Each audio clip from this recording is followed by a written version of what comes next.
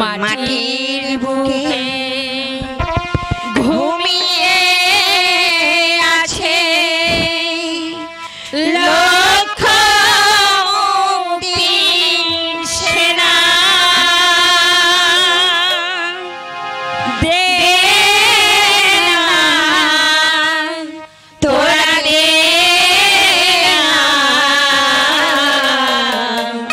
সে মাটি আমার অঙ্গে মাখিয়ে দে না যে মাটির বুকে ঘুমিয়ে আছে লোকমুক্তি সেনা দে না তোরা দে না সে মাটি আমার অঙ্গে মাখিয়ে দে না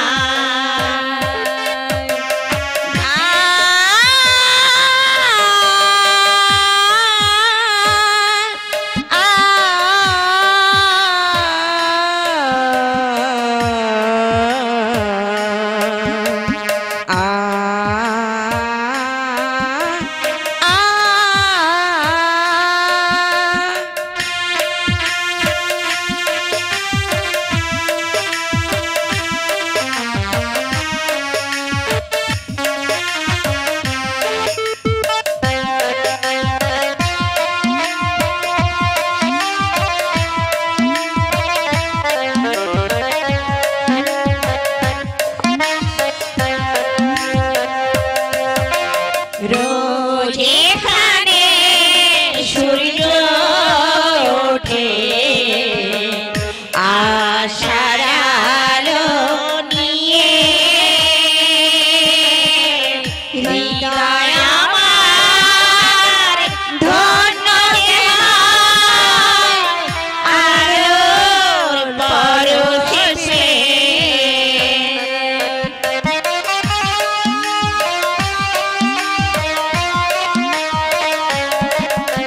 রোজ এখানে সূর্য ওঠে আশার আলো নিয়ে হৃদয় আমার ধন্য আলোর পরশে সে মাটি ছেড়ে অন্য কোথাও যেতে বলিস না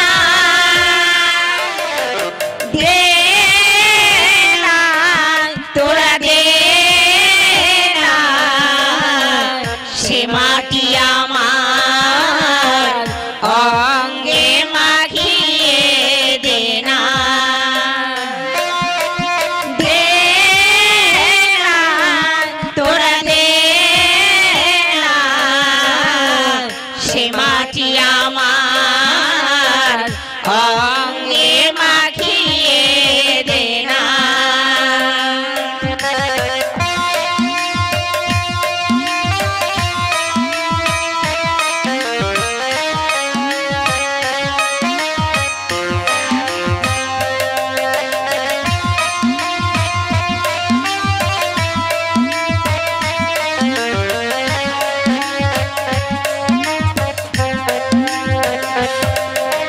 রক্তে যাদের জেগেছিল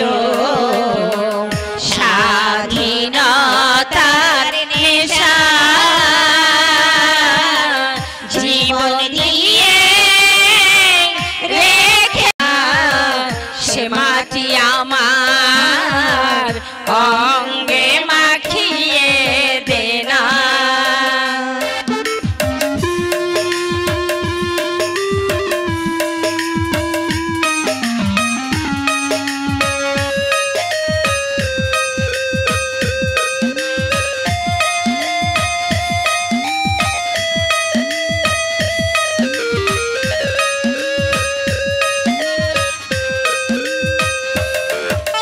রোজ এখানে সূর্য ওঠে আশার আলো নিয়ে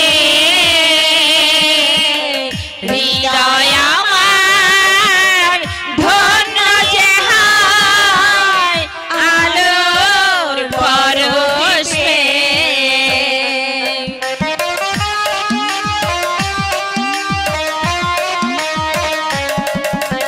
রোজ এখানে সূর্য ওঠে আশার আলো নিয়ে হৃদয় আমার ধন্য যে হয় আলোর পরশে সে পথ ছেড়ে ভিন্ন পথে যেতে বলিস না দে না তোরা দে না সে মাটি আমার অঙ্গে মাখিয়ে দে না দে না তোরা দে না সে মাটি আমার অঙ্গে মাখিয়ে দে না যে মাটির বুকে ঘুমিয়ে আছে লক্ষ্যমুখী সেনা দে না তোরা দে না সে মাটি আমার অঙ্গে মাখিয়ে দে না দে না তোরা দে না সে মাটি আমার অঙ্গে মাখিয়ে দে না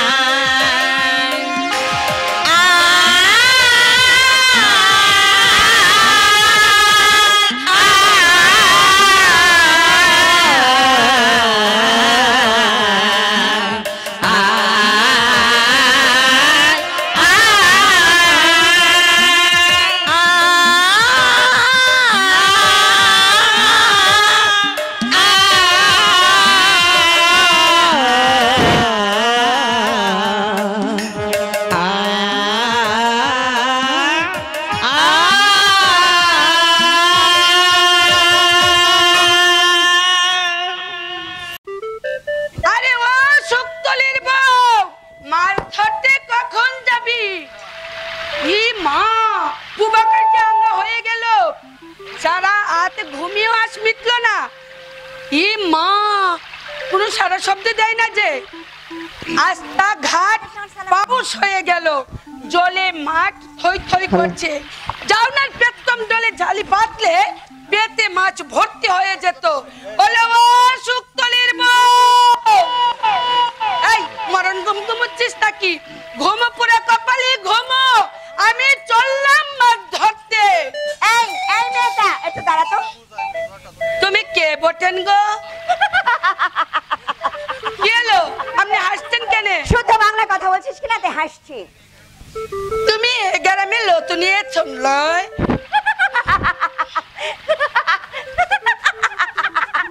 বাবা আর কত হাসবো, কাল থেকে হেসে হেসে পেট ব্যথা হয়ে গেছে। ভূতের মতো কালো কালো মানুষ পয়সা কাদা রাস্তাঘাট টিকটিক করছে, ধুধু মাঠ আর বনশৈলের জঙ্গল। দাদাকে কি আর বলবো, কলকাতা ছেড়ে এখানে বাস করতে এলো। ও তুমি পিসিতিন বাবুর বোনু, ছোটবেলায় থেকে কলকাতায় লেখাপড়া শিখেছো তাই? হে গো দিদিমণি, তুমি কয়টা পাস দিয়েছেন? যাক শোন, আমার একটা কাজ করে দিবি। কি কাজ বলো? আমার এই খামটা লেটার বক্সে ফেলে দিয়ে আসবি। তুমি যাও না কেন? ও বুঝেছি, 22 তলায় কাদা আছে, জুতো খুলতে হবে। জুতো এবার মাথায় উঠবে দিদিমণি। Shut up. বললে ইঞ্জিনি কথা বুঝি, তা যাই বলো দিদিমণি, গায়ে যখন এছো মাটিতে পা দিতেই হবে। সোনার অঙ্গে কাদা তোমার লাগবে। চলি গো দিদিমণি চলি। জুতো খুলে এবার তুমি কাদায় নেমে পড়ো। এই শোন, বলো। তোর নাম কি?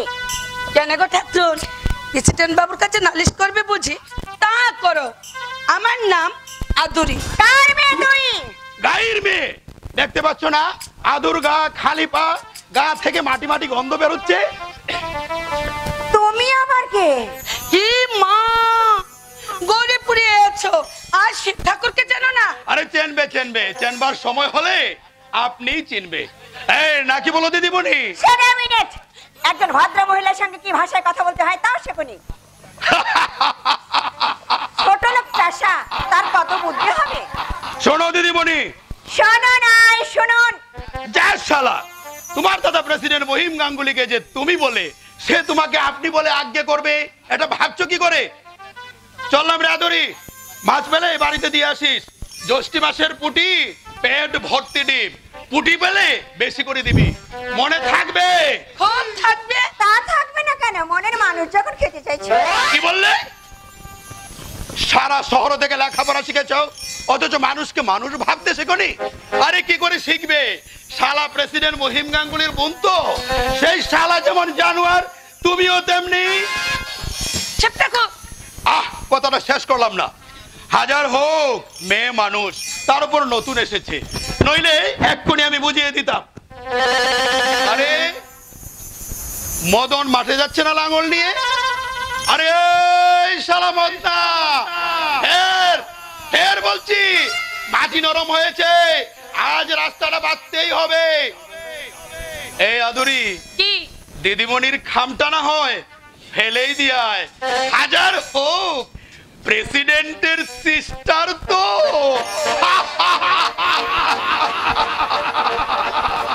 অসভ্য ছোট লোক, তুই ভূত কোথাকার। তুমি চুপ করো দিদিমণি, শুনতে পেলে ভীষণ এগে যাবে। শিব ঠাকুরের বিষমাগ। লোকটা কি যাত্রে, হারি না মুছি? লোকটা হারিয়েও নয়, মুছেও নয়, বামুন। বামুন? হ্যাঁ। বামুনের ছেলে এমনি চল, কোন বাড়ির ছেলে বলতো? বারুজ্জে বাড়ি। কি নাম? শিবু। শিবু? গায়ের সবাই তাকে শিব ঠাকুর বলে ডাকে, শুধু প্রেসিডেন্ট বাবু ছাড়া। কারণ প্রেসিডেন্ট বাবুর সঙ্গে আদায় কাজকলায় সম্ভব। তাকে দেখলেই শিব ঠাকুর খেপে যায়।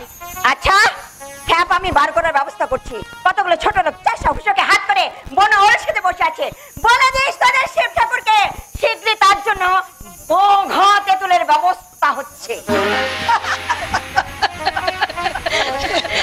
দিদিমণি এগে একেবারে নাল হয়ে গেল। আরে ও শুক্তলির বউ, আমার কোনো দোষ নাই, আমি চললাম জালি পাততে। একা যাবি? আমাকে সঙ্গে নিবি না? মরণ দোষা। এই, তুই আস্তে জুড়ে দাঁড়ালি যে, চল চল চল, আস্তে থেকে সরে দাঁড়া। যদি না সরি? যদি না সরি মরণ আর কি। মুখ পুরা ছোড়া, সেই সকাল থেকে আমার পিছু লিয়েছে, বলি আস্তা ছাড়বি না। ভালো হবে না জটা, কেনে শুধু শুধু মার খেয়ে মরবি। জটাই ব্যক্তির গায়ে হাত দেবে কোন শালা? শিব ঠাকুর, একবার এদিকে এসো তো। এই আদরি, শোন শোন শোন শোন শোন। এই আদরি, এই আমি তোর রাস্তা থেকে সরে দাঁড়াচ্ছি, তবু তুই শিব ঠাকুরকে ডাকিস নি। এই এই, কি আর কোনদিন আমার পিছু নিবি? লা, তবে একটা কথা। কি কথা? তোকে আমি প্রাণ দিয়ে ফেলেছি রে আদরি। মায়েরি মাইরি, মা কালীর দিব্যি। বিশ্বাস না হয়তো দাদুকে শুধিলিস, দাদুকে আমি সব বলেছি। কি বলেছিস তুই দাদুকে? বলেছি আদরিকে আমি বিয়ে করব, তাকে না পেলে আমি প্রাণে বাঁচবো না। মা, তা দাদু কি বললে? বললে তা কি করে হয়? লাতনি যে লোকাই সুরার সঙ্গে পীড়িত করছে। পুরো দেখা হারে হারে বজ্জাত। ঘরকে একবার যাই তো, তারপর দেখাচ্ছি মজা। তাহলে তুই লোকাইদের বাড়ি যাস কেন? যাই মনসা ভাসানের গান শিখতে। গান? এই আদরি, গান না আমি তোকে শিখিয়ে দেবো। তুই আমাদের গড়কে যাস, তখন সন্ধ্যে বেলায় হ্যাঁ, একটু আদার হলে পর। সব জিনিসে গোপাল ঠাকুর। আদরি, চুপ কর দেখলা। এই তোর মতলব আমি বুঝে নিয়েছি। এই আদরি, শোন শোন শোন, কথা শোন আদরি। জোড়া আগে বাবু আপনি দেখতে এলাম, কাজে না গিয়ে কি করছিস? আগে বাবু আমি কাজ কামাই করে মজা মারছিস। এদিকে যে লাঙ্গলটা আমার বন্ধ রইল, কি ভেবেছিস সে জটা? কেন মাঠে লাঙ্গল নিয়ে গেলে না?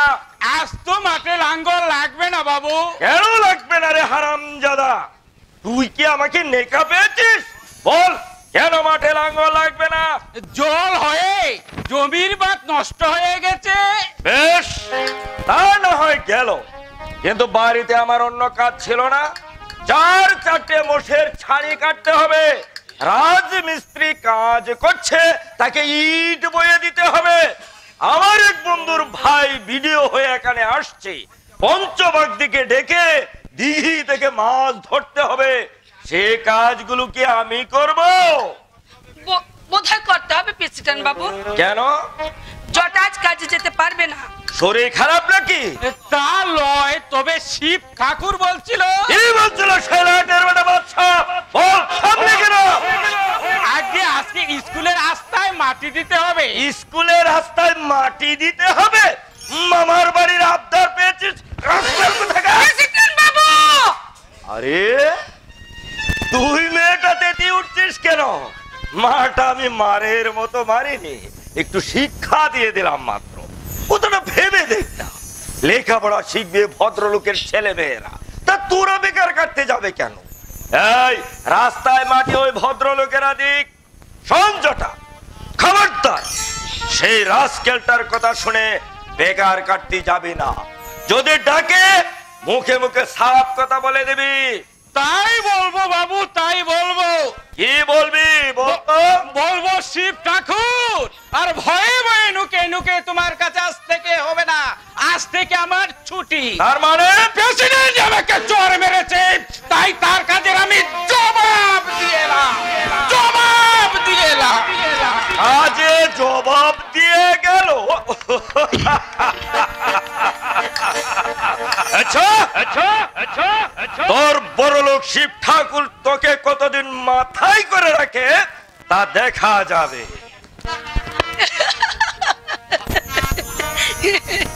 বাহ, তোর হাসিটা তো ভারী মিষ্টি। তা তুই কার মেয়ে? তোকে তো ঠিক আমি চিনতে পারলাম না। কি করে চিনবে গো আপনি? আমি মামার বাড়ি ছিলাম। বাতুনবাগ থেকে চেনেন? খুব চিনি, খুব আমি চিনি। তার ছেলের মেয়ের নাতনি। ও তুই চরণের মেয়ে? তোর বাপ চরণ দিন রাত আমার কাছে থাকতো। আমি যখন কলকাতা থেকে বাড়ি আসতাম, তাহলে তুই আমাদের বাড়িতে যাস না কেন? শুধু শুধু কেন যাব? আরে শুধু শুধু যাবি কেন? কাজ করতে যাবি। আমার বাড়ি থেকে কাজের অভাব? পাগল না শালা মাথা খারাপ? প্রেসিডেন্ট মহিম গাঙ্গুলির বাড়িতে আবার কাজের অভাব? শিবু, নমস্কার প্রেসিডেন্ট বাবু। তোমার শালা দেখছি গায়ে বাস করার ইচ্ছে নেই। তার মানে? মানে পরে শুনবে। আগে বলো, জটার গায়ে হাত দিয়েছিলে কেন? সে আমার কাজে যায়নি বলে। গায়ের কাজ বুঝি তোমার কাজ নয়? গায়ে বাস করবে, মাটি থেকে ফসল তুলবে, সহজ সরল মানুষগুলিকে দিয়ে শালা স্বার্থের ঝুলিটা পরে নেবে, অথচ গাকে ভালোবাসবে না। এটা কিরকম কথা? শিব ঠাকুর চলো, ওই দেখো ওরা সব ছুরি কোদাল নিয়ে দাঁড়িয়ে আছে। এসো এসো। আরে বাবা দাঁড়া দাঁড়া দাঁড়া দাঁড়া, প্রেসিডেন্ট বাবুর সঙ্গে একটা ফয়সালা করে নেই। শোনো শিবু, আমি গ্রামে আসার পর থেকে তুমি আমার পেছনে লেগেছো। অনেক লোকে অনেক কথা বলছে, আমি গুরুত্ব দেইনি। কিন্তু আমি জানতে চাই, তুমি কি আমার সঙ্গে? তুমি ঝগড়া করলে আমিও পিছিয়ে যাব না। কি বলে? আর ভালো কাজ করতে চাও তো এসো, আমি শালা আগে হাত বাড়িয়ে দিচ্ছি। হাত মেলাও। তোমার হাতে হাত মেলাবো আমি? হ্যাঁ হ্যাঁ হ্যাঁ, তুমি তুমি তুমি তুমি শালা প্রেসিডেন্ট মহিম গাঙ্গুলি, লেখাপড়া জানা শহরে সাপ, এই শিবুর ধরার ঝাঁপিতে সুরসুর করে মাথা গলিয়ে দেবে, এইটাই সত্যি। বাজে কথা বলবো না বলে দিচ্ছি। আরে শালা কাকে জ্ঞান দিচ্ছ? তোমার মতো বাজে লোকের সঙ্গে কথা বলে বাজে সময় নষ্ট করার মতো সময় আমার নেই। শোনো, গায়ের ছেলেমেয়েরা রাস্তা দিয়ে চলতে পারে না, স্কুলে যেতে যেতে ছোট ছোট ছেলেমেয়েরা কাদায় পড়ে যায়, তাই আজ রাস্তাটা বাঁধতে চললাম। এই আদুরি, তুই কি শুনছিস? যা ভাগ এখান থেকে। গায়ের ভালো নেগে তোমার এই মরণ কেন শিব ঠাকুর?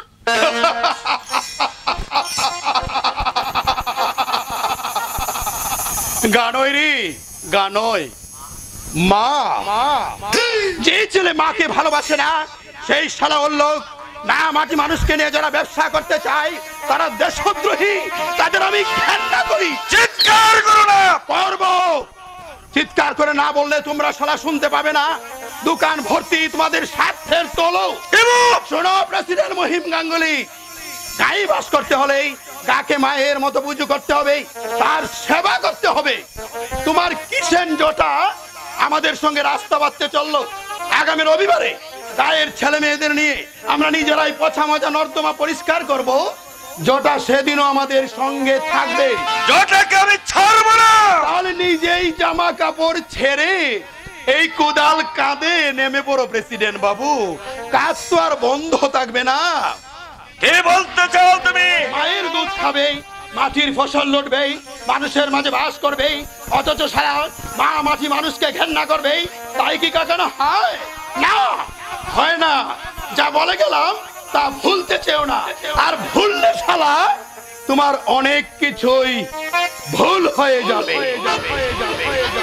আরে যা যা যা, কুকুরের মতো ঘেউ ঘেউ করে বাঘ দিয়ে পাড়ায় গিয়ে ভাইটা পড়ে আছে আমার বাড়িতে ধন্না দিয়ে একটা চাকরির জন্য, আর উনি এসেছে আমাকে চোখ রাঙ্গাতে। মিশিয়ে দেবো ওই শয়তান শিববারুজ্জকে, একেবারে আমি মাটির সঙ্গে মিশিয়ে দেব। তবেই আমার প্রেসিডেন্ট মহিম গাঙ্গুলি। আমি কিছুতেই ভাবতে পারি না এই অসভ্য পরিবেশে মানুষ বাস করতে পারে, আমি চিন্তাই করতে পারি না। সিনেমা, থিয়েটার, পার্টি, সোসাইটি না হয় বাদ দিলাম, একটা মানুষ আছে এখানে না। আর এক মুহূর্ত আমি এখানে থাকবো না, আজ এক্ষুনি কলকাতা চলে যাব। কে হলো গেস্ট? তাড়াতাড়ি সুটকেসটা নিয়ে আয়, আমার যে ট্রেনের টাইম হয়ে এলো। তোমার গরিব উদয় ফার্স্ট যাচ্ছে চিত্রা। তুমি খুব আশ্চর্য হয়ে গেছে তাই না? শিওর, আমি তো ভাবতেই পারছি না কুমদ, কি ব্যাপার হঠাৎ তুমি এখানে চলে এলে? তোমাকে দেখতে এলাম। বাজে কথা বলো না তো। বাজে নয় সত্যি চিত্রা, বিশ্বাস করো শহরে প্রাণটা আমার হাঁপিয়ে উঠেছিল, তাই ভাবলাম চিতির কাছে চলে যাই। খুব হয়েছে, থামো তো। চিঠির জন্য ভেবে ভেবে বাবুর চেহারা একেবারে কালো হয়ে গেছে। মিথ্যুক কোথাকার। চিঠি? তবু যদি চিঠি দিয়ে তার কোনো জবাব পাওয়া যেত। রাগ করেছো? বিশ্বাস করো আমি স্বার্থপর, মিথ্যাবাদী, হাত ছাড়ো, তোমার সঙ্গে আমি কথাই বলবো না। ঠিক আছে, মহিন্দাকে তাহলে কথাটা বলে যাই। কথাটা অবশ্য খুবই বেদনাদায়ক, কিন্তু না বলে উপায় নেই, কারণ বাবার মুখের উপর তো আমি কথা বলতে পারি না। উনি নিজে পছন্দ করে ঠিক করেছে। মেয়েটা অবশ্য ভালোই, চোখ দুটি অপূর্ব। তার মানে তোমার বিয়ে ঠিক হয়ে গেছে? ননসেন্স। গৌরীপুর ব্লকের ভিডিওকে তুমি ননসেন্স বলছো? জানো এক্ষুনি আমি তোমাকে অ্যারেস্ট করাতে পারি। তার আগে ভিডিওকে আমি অ্যারেস্ট করলাম। নমস্কার ভিডিও সাহেব। আমি শালা প্রথমটা ঠিক বুঝতে পারিনি। Get out, get out, I say you get out. বাংলায় বলো দিদিমণি, বাংলায় বলো। ইংরেজি শালা আমি একদম বুঝি না। পাঠশালা থেকে বেরিয়ে বড় স্কুলে তো আর ঢুকিনি, কাজে ইংরেজি বললেই আমার শালা চিত্তির অন্ধকার। আরে প্রেসিডেন্ট বাবু বাড়িখানা তো বেশ সাজিয়েছে। আরে এই একটা ভুই চাপা ফুটেছে, মাইরি কি সুন্দর ফুলগুলো। ইচ্ছা করলে দু একটা আপনি নিতে পারেন। পারি না, পারো না। চিত্রা, তুমি জানো না অসভ্য লোকটাকে? ফুলে হাত দিলে শালার ফুলগুলো অসভ্য হয়ে যাবে। বেরিয়ে যাও, বেরিয়ে যাও। বলছি। থামো, বেরিয়ে যাও বললে আমি বেরিয়ে যাব? আরে আমি কোথায় সারা কাজ বন্ধ করে ভিডিও বাবুর সঙ্গে দেখা করতে এলাম। বেশ তো, বলুন কি বলবেন? আপনি আমাদের নতুন ভিডিও হয়ে এসেছে? হ্যাঁ। আরে নতুন এলে কি হবে, পুরনোগুলোর মতো ঠিক জায়গাতে এসে আস্তানা গেড়েছেন। তার মানে পুরনো সাহেবরা এখানে এসে আড্ডা মারতো, চা খেত, আর প্রেসিডেন্ট বাবুর সঙ্গে গুজুর গুজুর পুস্তুর পুসুর করে এই গায়ের উন্নতি করত। আপনি দেখছি সারা পুরনো রাস্তায় ধরেছেন। বেশ করেছে। না, বেশ করেছে বললে চলবে না, নতুন রাস্তায় চলতে হবে। সরকার ওদেরকে কাজ করবার জন্য এখানে পাঠিয়েছে, সারা লাখ লাখ টাকা দিচ্ছে গায়ের উন্নতির জন্য, চাষের উন্নতির জন্য। সেই কথাটা মনে রাখতে হবে। বাহ! আরে মশাই, বা বলে কাজ ছেড়ে দেবেন না, এই শোট বুট খুলে রাস্তায় নেমে পড়ুন, দেখে আসুন গ্রামগুলো সব মরে গেছে। মরা গ্রামগুলোকে আবার বাঁচিয়ে তুলতে হবে। গ্রাম না বাঁচলে শহর বাঁচবে না। তাই তো আমি সারা চাকরি বাবুদের বলি, কি বলে? তোমরা গাঁয়ে ফিরে এসো, এখানে তোমাদের অনেক কাজ। গানই রে গানই, মা সারা জীবন ধরে শহরে যা পাবে না, এখানেই তা পাবে। এখানেই আছে মা, মাটি, মাটি, মানুষ। নমস্কার বিডিও সাহেব। নমস্কার। আবার দেখা হবে। আশ্চর্য মানুষ। মানুষ? ওই অসভ্য চাষার লোকটাকে তুমি মানুষ বলছো? তোমার কি এক বিন্দু সম্মানবোধ নেই কুমার? অসম্মানের কি দেখলে? কি না দেখলাম তাই বলো। চিতি, তুমি একজন গ্যাজেটেড অফিসার, সামান্য একটা মূর্খ গায়ে তোমার সামনে দাঁড়িয়ে যে সব কথাগুলো বলে গেল, সেগুলো খুব সম্মানের কথা, তাই না? কথাগুলো কিন্তু সত্যি। ভিডিওই বলো আর ডিস্ট্রিক্ট ম্যাজিস্ট্রেটই বলো, আসলে আমরা হচ্ছে জনগণের সেবক। আমার বাবা অনেক টাকা খরচ করে লেখাপড়া শিখিয়েছেন বলে সরকার আমাকে চাকরি দেয়নি। চাকরি দিয়েছে এই জনগণের সেবা করার জন্য, দেশের কাজ করবার জন্য। আমরা ভারপ্রাপ্ত অফিসার, জনগণের সেবার দায়িত্ব আমাদের মাথায়।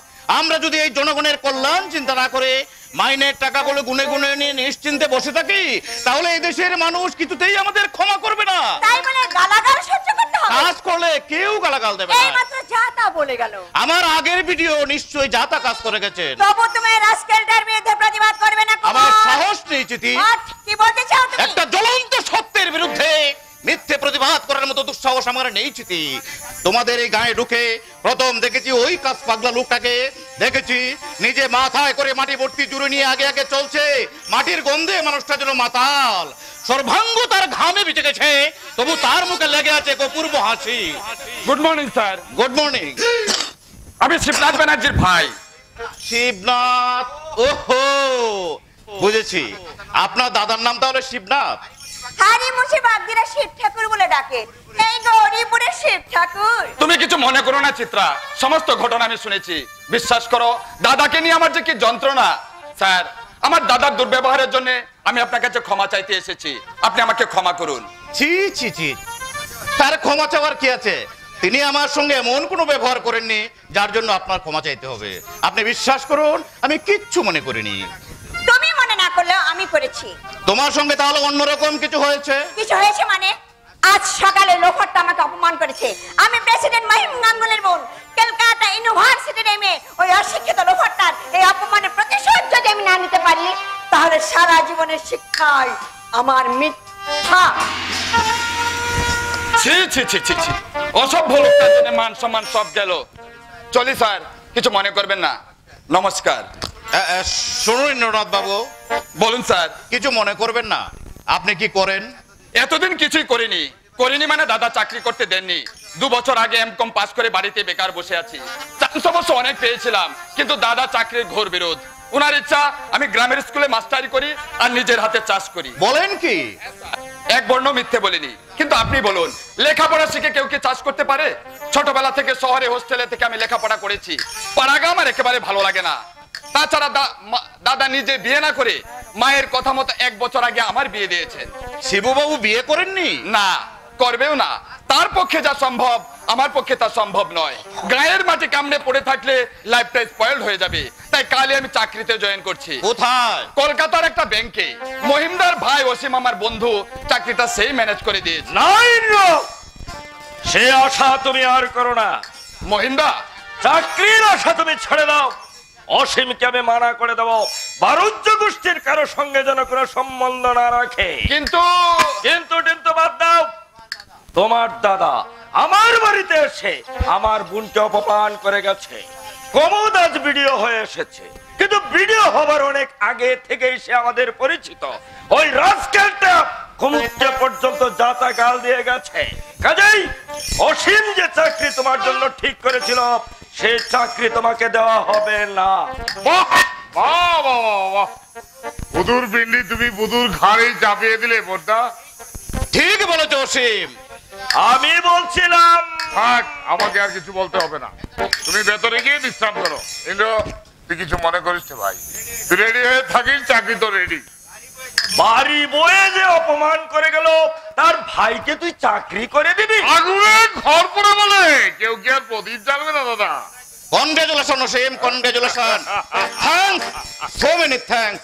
তোমার এই কথাটা আমি চিরকাল মনে রাখবো।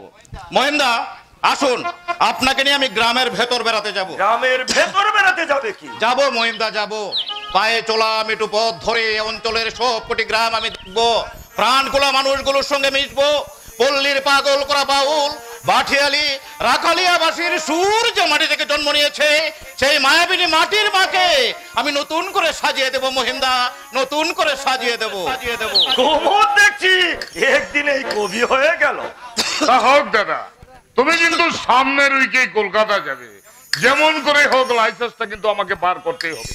আমি ইন্দ্রকে নিয়ে কাল 8টা গাড়িতে চলে যাচ্ছি, কিন্তু ভালো করে ভেবে দেখছি শিবুর যার ব্যবহার তাতে। তুমি থামো তো দাদা, আমি অন্য চিন্তা করছি। আচ্ছা ইন্দ্র, তুই বাড়ি থেকে চলে গেলে সাবিত্রীর অবস্থাটা কি হবে একবার ভেবে দেখেছিস? কোথাটা ভাববার মতো। ইন্দ্র থাকতেই যে হারে কিস্তি কিওর করে শুনেছি, এ মানে শিবুদারা কি আজকাল ডিম করছে। আরে শুনেছিস মানে? আমি নিজের চোখে দেখেছি মাতন বাগদের বাড়িতে মদ খেয়ে তার আইবুড়ো নাতির সঙ্গে থাকছে। কথা ইন্দ্রদা ভালো মনে করে তাই করবে। আচ্ছা, সাবিত্রীকে আমি যদি কলকাতায় নিয়ে যাই, সেটাই তো উচিত। মানে মেয়েটার উপর তোমারও তো একটা কর্তব্য আছে। তোর শ্বশুর লোকটাও শিবুদার অন্ধভক্ত। জগদীশ মাস্টারের কথা হ্যাঁ বলটা, সে আবার একটা মানুষ নাকি? সাবিত্রীকে নিয়ে গিয়ে কোথায় রাখবো? কেন কেন ছোটখাটো একটা বাড়ি দেখে নেবে। তুই ঠিক বলেছিস, সাবিত্রীকে এখানে রেখে যাওয়া ঠিক হবে না। দাদাকে আমি একটু বিশ্বাস করি না, মাতাল মূর্খ লোকটা। না না না না, সাবিত্রীকে আমি কালই কলকাতায় নিয়ে যাব। এক কাজ করো শিব, বলো বড়দা। মানে এই চাকরিটা অন্য কাউকে দিলে কিছু টাকা পাওয়া যেত। কাজেই তুমি এত দেরিতে বুঝছো কেন দাদা? টাকার চেয়ে আগে দরকার এই শিবু বারুজ্যকে কোথায় দেওয়া। ইন্দ্র তার বউকে নিয়ে চলে গেলে জানোয়ারটার পাঁজর ভেঙে যাবে, সে খেয়াল করেছো দাদা?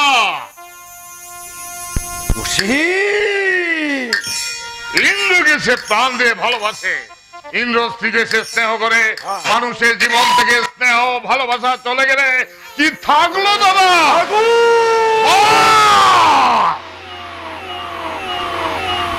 জানোয়ার এবার নিজের আগুনে নিজেই পুড়ে মরবে। ঠিক বলেছিস ভাই, তুই যে তো গভীর চিন্তা করে কাজ করিস তা তো আমি জানতাম। আমার বুকে আয় ভাই, ঈশ্বর তোকে আরো বুদ্ধি দি।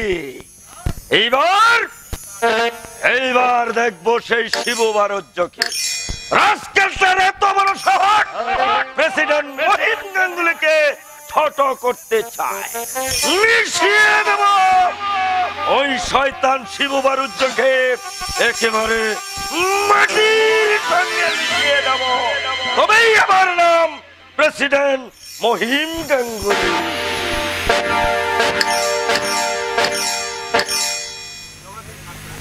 জগদীশ মাস্টারের মেয়ে সাবিত্রী, সাবিত্রী তখন বিয়ে হয়নি। আমি একদিন কলকাতা থেকে বাড়ি আসছিলাম, দেখি যৌবন বন্যায় উৎসরিত সাবিত্রী পদ্ম দিঘির ঘাটে কাজ হচ্ছে। মাছটা ছিল ফাগুন।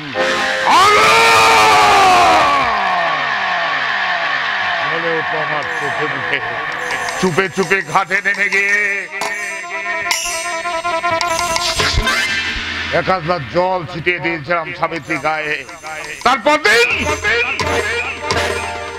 জগদীশ মাস্টার আমাকে ডেকে নিয়ে শাসন করেছিল। কিন্তু আগামী কাল থেকে কে আমাকে শাসন করবে কলকাতার